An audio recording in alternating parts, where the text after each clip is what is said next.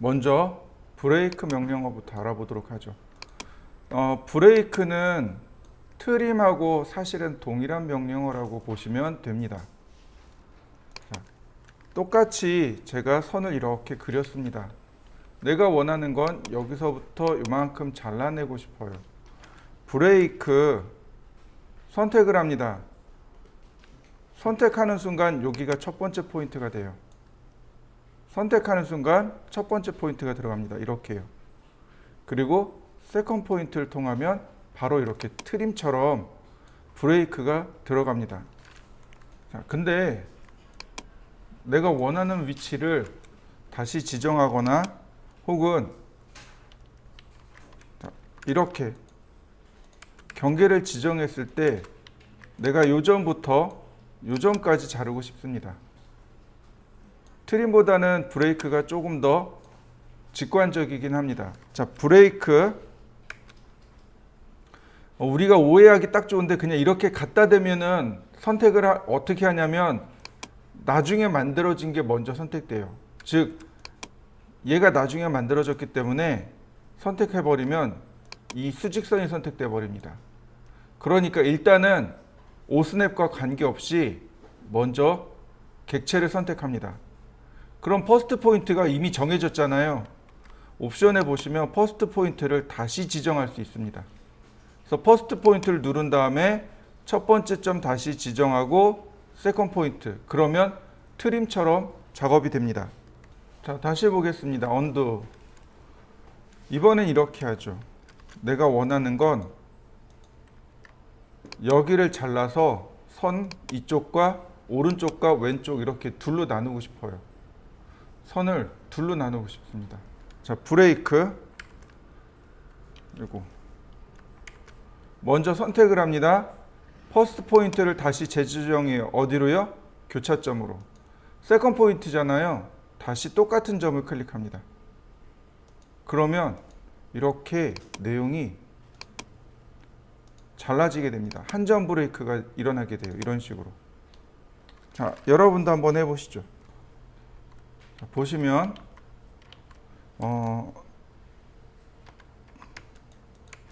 브레이크 명령어가 이렇게 있습니다. 모디파이를 눌러보시면 이렇게 브레이크가 여기 두 군데 있어요. 여기 브레이크인데 왼쪽에 있는 건 두 점 브레이크고 오른쪽에 있는 건 한 점 브레이크입니다.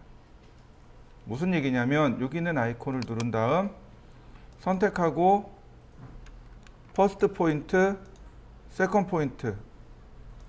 이건 기본적으로 우리가 쓰던 방식입니다. 브레이크 선택하고 퍼스트 포인트, 첫 번째 점, 두 번째 점. 자, 이해되시나요? 선택하고 퍼스트 포인트, 첫 번째 점, 두 번째 점. 이거는 일명 두 점 브레이크예요. 그런데 오른쪽에 있는 이 아이콘은 한 점 브레이크입니다. 지금 보시면 하나로 이렇게 연결이 되어 있지만 선택하고 가운데만 딱 눌러주면 이렇게 한 점 브레이크가 들어가요. 만약에 우리가 한 점 브레이크를 하기 위해서는 어떻게 했었나요? 자, 카피. 한 점 브레이크를 하기 위해서는 브레이크 선택하고 F 누르고 엔터, 한 점, 두 점 이렇게 했었죠. 그런데 얘는 어떻게 돼요? 선택하고 한 점, 그러면 바로 쓸 수 있다는 거죠. 한 점 브레이크는 여기 있는 리본 메뉴를 사용하시면 훨씬 더 쉽습니다. 자, 이번에는 트림이나 브레이크, 트림, 익스플로드 조인은 이미 했으니까 넘어가고요. 익스플로드 하나만 보겠습니다. 렉탱글로 이렇게 그렸어요. 그러면 이거 하나로 연결되어 있죠? 네, 분해. 그러면 이렇게 따로따로 떨어집니다. 자, 한번 해보시죠. 자, 이번엔 디바이드하고 매주어를 할 건데요.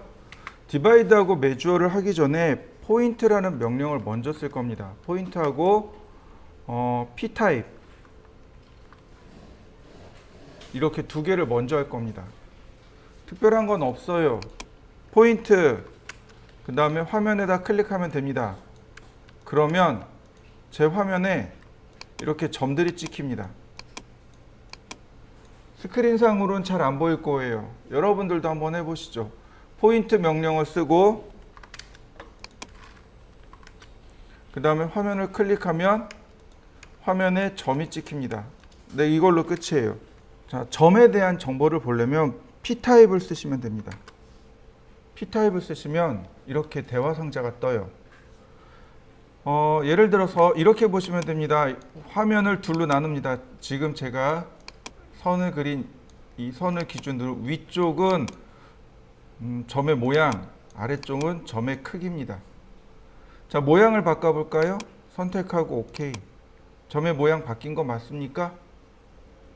선택하고 OK. 그러면 점의 모양이 이렇게 바뀌어요.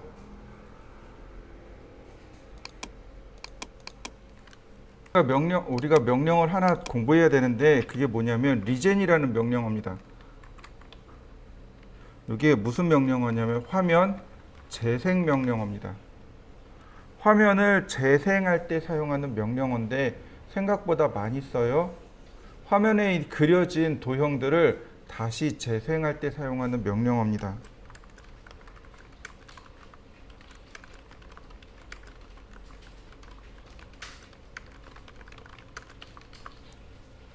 화면에 그려진 도형을 재생성할 때 사용하는 게 리젠입니다. 많이 쓰는 명령어입니다. 꼭 기억해 두세요. 자, 왜 그러냐면 보시죠. 점이 크죠? 이거 리젠하면 사이즈가 바뀝니다. 점이 너무 작아요. 리젠하면 커집니다. 너무 크죠? 리젠하면 재생성되기 때문에 이 점의 크기가 바뀌어요. 왜 점의 크기가 바뀌냐면 포인트 타입에 가면 제가 이렇게 딱 나눠 놓고 위쪽은 점의 모양, 아래쪽은 점의 크기라 그랬죠. 포인트 사이즈가 5%로 되어 있습니다. 여기 보시면 set size relative to screen 화면에 5%만하게 보여주세요. 이렇게 세팅되어 있는 겁니다. 화면에 5%요. 그러니까 이만하면 이 상태의 화면에 5%, 이만하면 이 상태의 화면에 5%, 사이즈가 화면에 5%만 하게끔 되라고 한 거고, 만약에 그 아래 set size인 absolute unit, 즉 절대 단위라는 뜻입니다. 5mm가 되는 거죠. 절대 단위니까 지금 단위가 미리로 돼 있죠. 그러니까 5mm로 나오는 겁니다. 그러면 이건 아무리 해도 안 바뀌는 거죠. 보통은 포인트 타입을 포인트의 사이즈를 5%로 놓고 사용합니다. 그래야 화면에 적당히 나타나거든요. 이번엔 이렇게 해보죠. 제가 선을 하나 이렇게 그렸습니다. 라인. 자, 디바이드를 쓸 겁니다. 디바이드하고 메주어가 있어요. 디바이드하고 메주어입니다. 이거 어디서 했었냐면 어레이, 패스 어레이에서 나왔었어요. 디바이드는 개수로 나누는 거고 메주어는 거리로 나눈다고 했습니다. 네, 디바이드는 개수입니다. 등분이에요. 똑같이 나누는 겁니다. 피자 조각을 나눌 때 3mm로 나눠주세요 라고 안 하잖아요. 6등분 해주세요 라고 얘기하잖아요. 그건 디바이드입니다. 그런데 예를 들어서 이거 30mm씩 나눠주세요 라고 하는 건 메주어입니다. 자, 디바이드.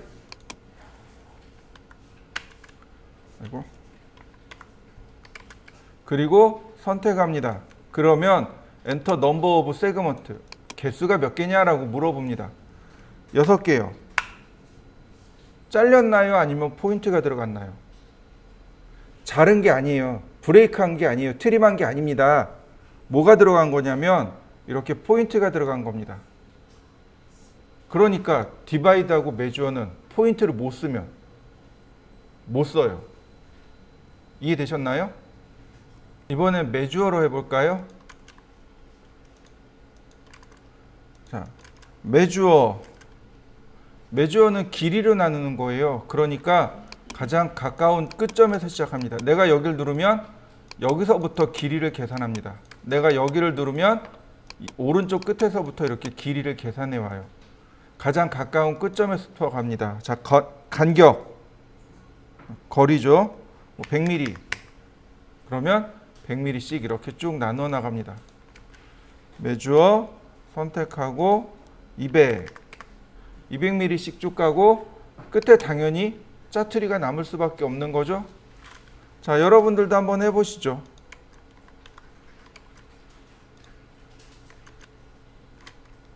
근데 우리가 사용하는 이 포인트에는요, 두 개의 오스냅을 알고 있어야 됩니다. 하나는 노드라는 오스냅입니다.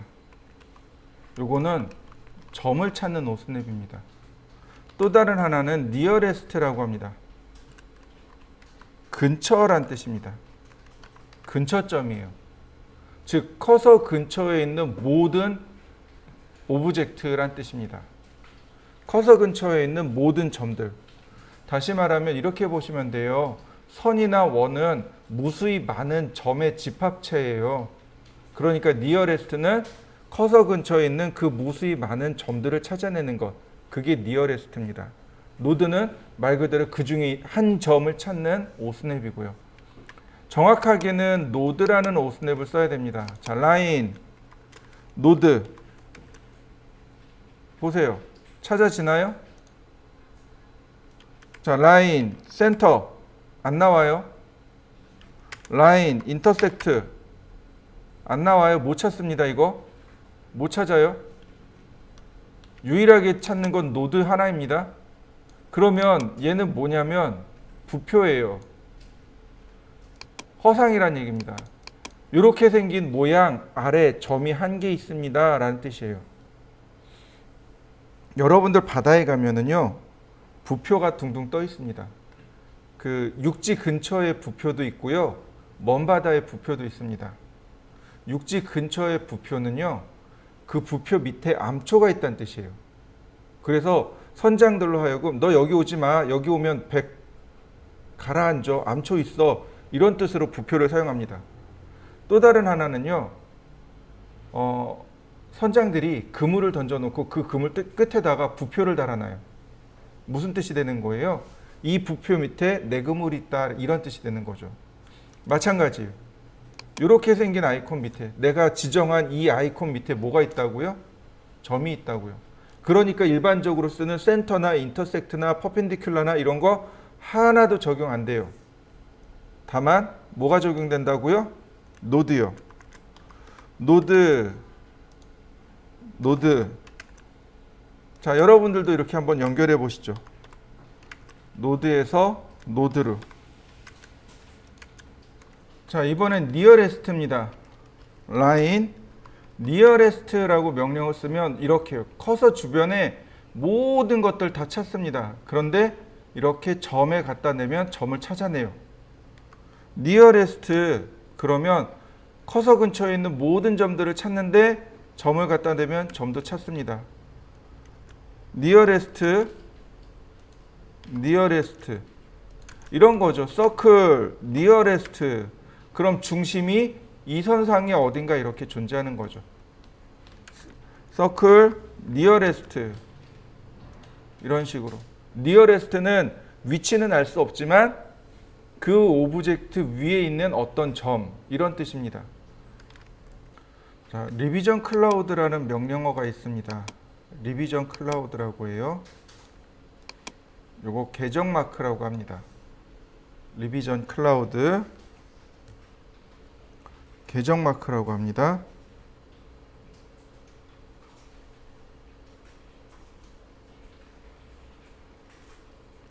자, 무슨 얘기냐면 도면은 크게 두 가지로 나눌 수 있어요. 일반 도면하고 일반 설계 혹은 일반 도면, 그 다음에 실시 설계 혹은 실시 도면, 이렇게 이야기합니다. 크게 이 앞쪽에 일반 설계가 한 세 가지로 나눌 수 있어요. 계획, 기획, 일반, 이렇게 세 가지로 나눠집니다. 설계 자체가. 근데 맨 끝에는 항상 실시 설계로 끝나요. 이 실시 설계가 뭐냐면은 시공 혹은 제작 도면입니다. 시공을 하기 위해 만들어진 도면 혹은 제작하기 위해서 만들어진 도면, 이게 실시 설계예요. 예를 들어서 건물을 지을 거예요.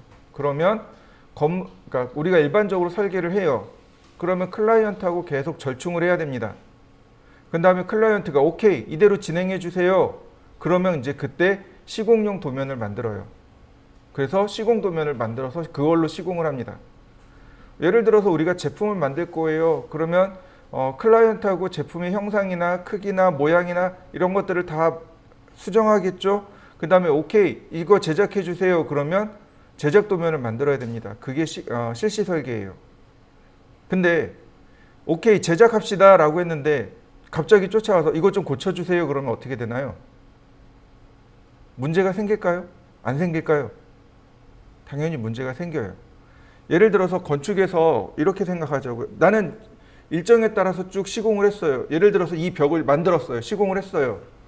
근데 클라이언트가 갑자기 변심을 한 겁니다.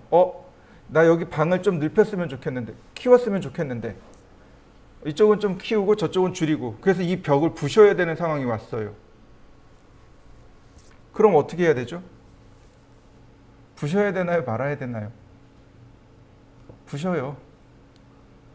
부셔야 돼요. 클라이언트가 원하니까 부셔야 돼요. 근데 거기에 해당하는 이제 문제가 발생하죠. 일단 비용, 시간.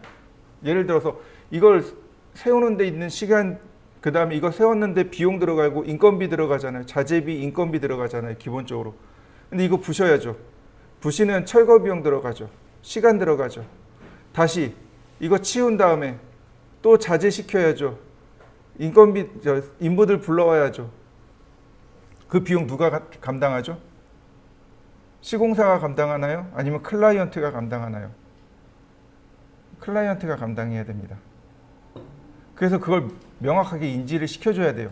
이거 비용 발생합니다. 시간 딜레이 될 거예요. 제작 시간이 딜레이 될 거예요. 비용도 발생합니다. 그러면 뭐라 그러냐면 10중 8구는 비용은 댈게요. 시간은 원래대로 해주세요. 우리나라가 원래 그래요. 공사는 끝나는 날은 이미 딱 픽스가 돼 있어요. 그래서 무조건 그날에 끝나야 돼요. 근데 비용은 될 수 있대요. 그럼 이제 도면에다 이렇게 체크하는 거죠. 여기 몇 월 며칠 날 수정했습니다. 그래서 이거 비용 얼마 발생했습니다. 체크해놔야 돼요. 그게 도면을 개정한다라고 합니다. 바로 리비전 클라우드가 그렇게 수정된 부분, 이렇게 실시 설계한 도면에 개정된 부분, 수정한 부분을 체크하는 것, 그게 리비전 클라우드예요. 리비전 클라우드는 뒤에 클라우드라는 말이 붙었죠. 리비전은 개정이란 뜻이고요. 클라우드는 구름이란 뜻입니다. 여러분들 구름 기억하시나요? 이렇게 말풍선 이렇게 구름, 네, 그렇게 생겼어요. 자, 리비전 클라우드. 그러면 제일 첫 번째로 물어보는 게 아크 랭스입니다. 아크 랭스를 먼저 조절을 해줘야 돼요. 아크 랭스가 크기예요. 그 다음에 객체를 클라우드로 만들 거냐, 사각형으로 만들 거냐, 아니면 다각형으로 만들 거냐, 프리핸드, 손으로 만들 거냐. 그 다음에 스타일, 클라우드의 모양이 두 가지가 있어요. 노멀과 캘리그라피 두 가지가 있습니다. 자, 먼저 아크 랭스부터 바꿔보죠. 미니멈, 최소예요. 이렇게 구름 마크가 이렇게 그려진단 말이에요. 이 최소의 크기 50mm, 최대 크기 50mm. 그 다음에 프리핸드. 프리핸드는 내가 클릭한 다음에 마우스 움직이면 그 마우스의 움직임에 따라서 만들어집니다. 자, 클릭하고 마우스 움직이면, 자, 구름 마크 만들어졌나요? 네, 다시 보입니다. 스타일에 노멀이 있고 캘리그라피가 있고, 다시 프리핸드. 왼쪽 게 노멀, 오른쪽 게 캘리그라피. 캘리그라피가 펜글시 스타일이라고 합니다. 자, 두 개 한번 해보시죠. 다시요. 리비전 클라우드. 그 다음에 폴리고널. 폴리고널하고 렉탱귤러는 내가 직접 그리는 건데 폴리고널은 다각형이고 렉탱귤러는 사각형입니다. 폴리고널을 하면 클릭한 다음에 클릭해 보세요. 그러면 내가 다각형 모양으로 이렇게 만들 수 있습니다. 다각형이에요. 보기에는 구름처럼 보이지만 예를 들어서 이런 식으로 다각형으로 찍은 겁니다. 이렇게 다각형이 되는 거고요. 렉탱귤러는 사각형입니다. 이렇게 사각형 모양으로 만들 건지. 제가 서클을 하나 그렸습니다. 그 다음 렉탱귤러 사각형을 하나 그렸습니다. 리비전 클라우드, 그 다음 오브젝트. 자, 어떻게 되나요? 자, 맨 마지막에는 이 호의 방향을 바꾸겠습니까? 라고 물어보는 겁니다. 이거 당연히 노 하셔야 돼요. 예스 하면은 얘가 이렇게 뾰족뾰족하게 이렇게 바뀝니다.